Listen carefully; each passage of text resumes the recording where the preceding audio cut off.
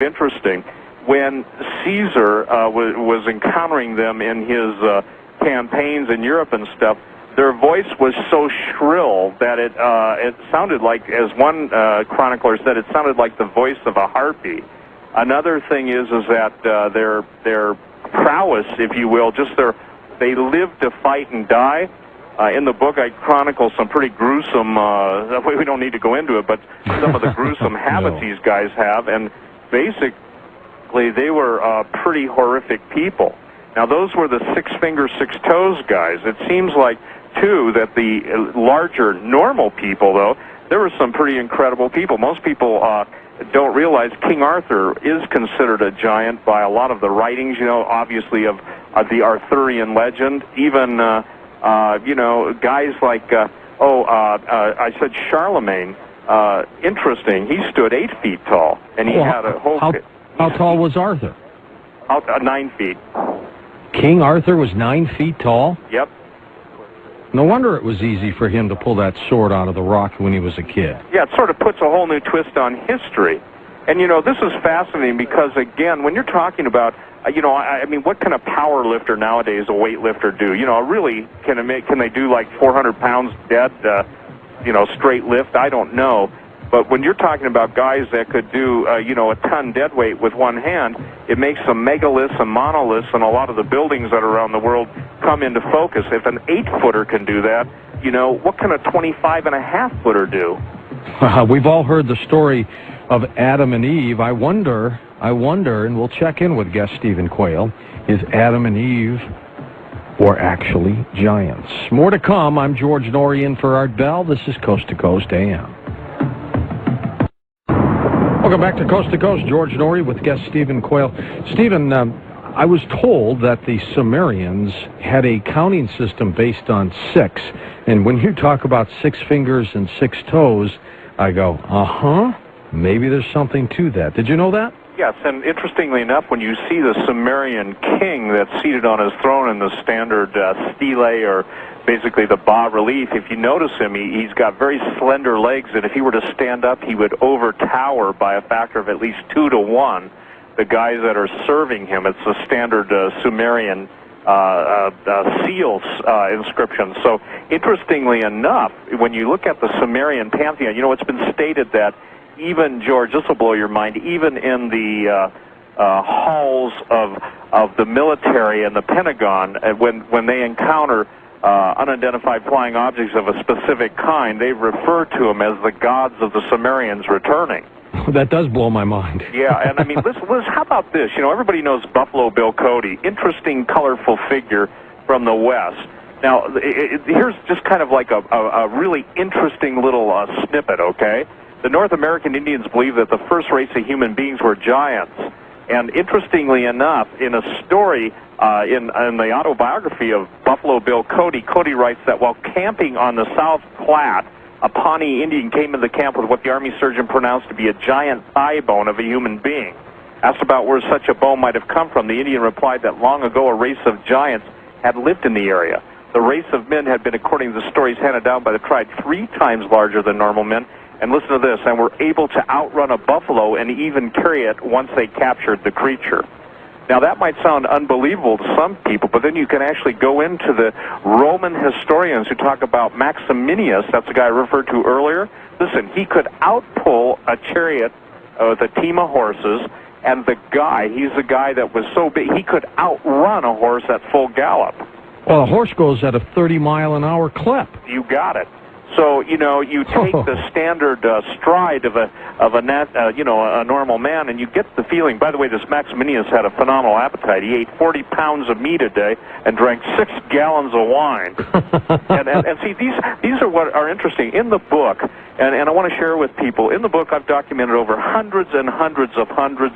Literally, I'm approaching 800 or 900 different incidents of the giants in history.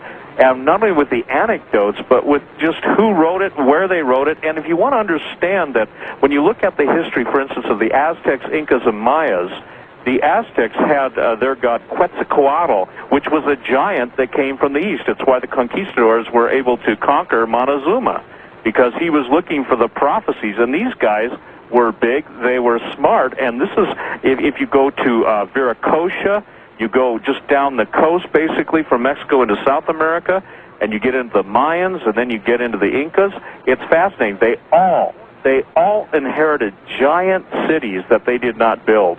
Steve, take us back to the Garden of Eden, Adam and Eve. Were they giants, or were they about our size? Well, basically, interesting, there's a French book called Les Giants, and forgive my French, but they claim that Adam and Eve were much taller, around 7 to 8 feet. Now, again, we got to separate between, let's say this, normally larger people, and obviously everything from gravity to a different density of the atmosphere would have affected that. But what I'm talking about, the supernatural, the Nephilim, in other words, the fallen angel. And by the way, George, you know, we talked about it. Nowhere in the Old Testament do sons of God refer to normal people. In the book of Job, it's always the Benai Elohim, and you know, Sitchin and others have stretched that to mean the Anunnaki. It means literally the angels, and it talks about them being able to basically shape-shift. And every obelisk, let me tell you something that's kind of interesting. Every obelisk in history, they're found throughout the world, all, and when I say this, I don't mean to sound like a pun, but it points to the fact that the angels were able to take on themselves, you know, human sexual features and procreate. Some people have a really hard time with that, but every time you see an obelisk, even the one in Washington, that's what the real history of it is. It's not just, oh, gee, this is a nice monument. It's absolutely commemorating the fact that a specific group of angels, and, you know, interestingly enough, in the Dead Sea Scrolls, which were found at Qumran, the Book of Enoch, which is what's called a pseudepigraphal work, even in the Dead Sea Scrolls, it backs up so much of what Genesis 6 and other passages in the Old Testament teach, and some people just absolutely cannot handle that. Well, how many giants, percentage-wise, of the population, not total number, but percentage-wise, do you think inhabited the planet back in the biblical days? Well, that's a good question, because, you know, you've got Joshua and Caleb, who took over leading the Hebrews out of Egypt into the Promised Land. Pretty much everybody they encountered, the Canaanites, the Perizzites, the Hivites, everybody, the Zanzamim, everybody that they encountered was a giant. So I would say this, that when you're talking about the area of Canaan, when you're talking about the Middle East, I would say, based on what I've been able to determine, pretty much 50 to 60% of who they encountered were giants. And they all, you know, it's interesting because in Joshua, he's talking about the spies that went into the Promised Land, and they said it's a horrible land, for the land devours its inhabitants. In other words, when the giants couldn't satisfy their appetite, and this is true throughout the world, you know, when they could not be fed enough, that's when they started eating people. And it's fascinating because the history of cannibalism, I don't want to sound gruesome, but is directly related and traceable to the giants. Well, if 50% of the population happened to have been giant in those days, why is that percent way down now to a point of probably less than 1%? Well, I think a couple things. Number one, it's important to understand that and every listen to this, every continent, every place, it seems like the giants ended up fighting. I mean, we're talking about battles with the Romans where 200,000 and 300,000 of these giants were killed in a single battle. Those are big battles, okay? Huge battles.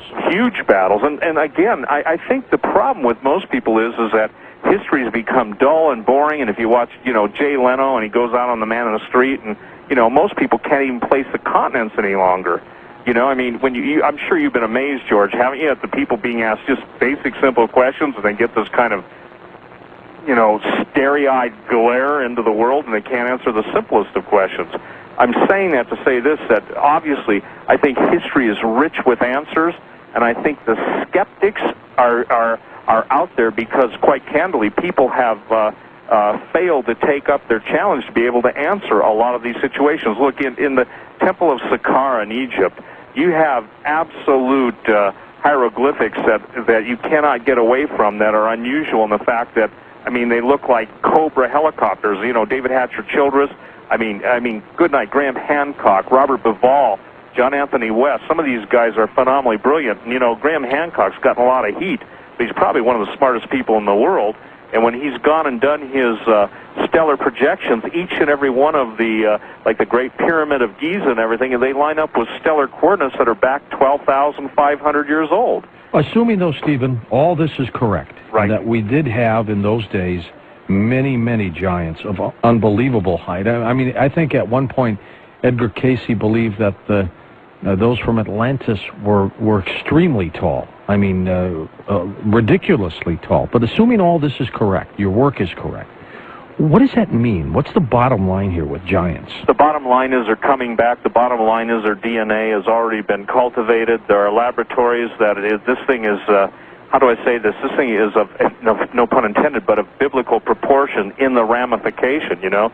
We're talking about a lot of things happening. You know, as you know, before Malachi Martin died and Art did the phenomenal interview he did with Father Malachi Martin, Malachi Martin made a statement. He said, imagine the very worst thing you can think of, and then multiply it by, what do you say, 100 or 1,000 times? Yes. And that's how bad it's going to get. There has been a real attempt, especially by certain elements within the Catholic Church, to withhold the third secret of Fatima. We're talking about the giants coming back. We're talking about genetic engineering experiments. We're talking about things like the soul catcher chip. Have you ever heard about the soul catcher chip? I have not heard that one. Tell me about that. Let me tell you what the soul catcher chip is, okay? It's basically developed by British Telecom, and the chip is to be implanted behind the eye, and where it records, listen to this, George, every waking moment of a person's experience. According to the researchers developing the chip, this information will then be combined with cloning techniques to create a duplicate of the original person. Now listen to this, quoting. He said, this is the end of death. By combining this information with a record of the person's genes, we could recreate a person physically, emotionally, and spiritually. I would challenge that. An implanted chip would be like an aircraft's black box and would enhance communications beyond current concepts, he said. For example, police would be able to use it to relive an attack, rape, or murder from the victim's viewpoint to help catch the criminal. Now we've got the British announcing, what was it, I think 10 days ago, that they've now identified a gene that's common to criminals. Yes. It's kind of like the movie with Tom Cruise, where now they're going to have a committee for pre-crime. And so what's interesting about this is that a lot of people used to snicker at the longevity recorded in the Bible. Methuselah, 969 years old. Enoch, 365 years.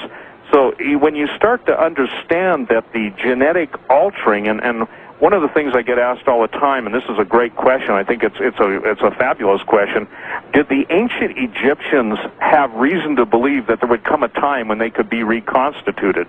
May I read you the interesting thing from the British Museum? Yes, you may. Because this blew my mind, okay?